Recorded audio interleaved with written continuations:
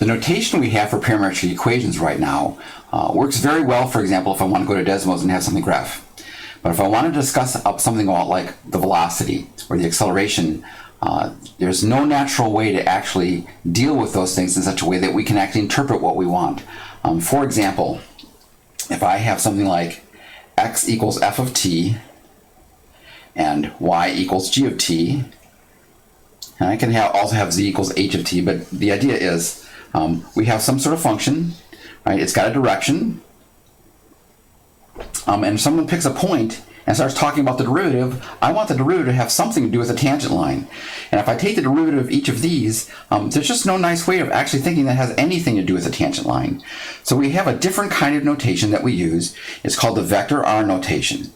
And the idea is you start with the regular parametric equations, and we're going to make this into a vector. That's just by putting the x component next to I, and then take the y component and put it next to j. And if there was a z component, we would put that next to k.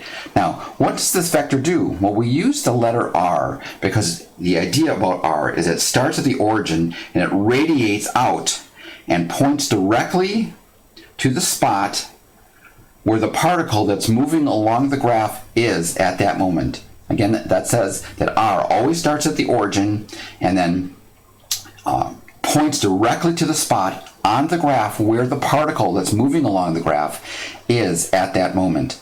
The reason we want to do this at this point is because I want to take the derivative, and the only thing we can do is use the difference quotient, but now I have a single function where we can do r of t plus delta t and r of t and delta t and divide and see what happens. In the next video, you're going to see that not only can we do that, but it's easy to do if we actually have formulas, and it actually has something to do with the tangent line and the direction of motion. So this is a decisive change in notation, but we're going to need both kinds of notation very often this semester, the kind where we have a formula for x and formula for y, or a single vector valued function where we plug in a time and we get an arrow that actually points to the spot that the particle is at that moment.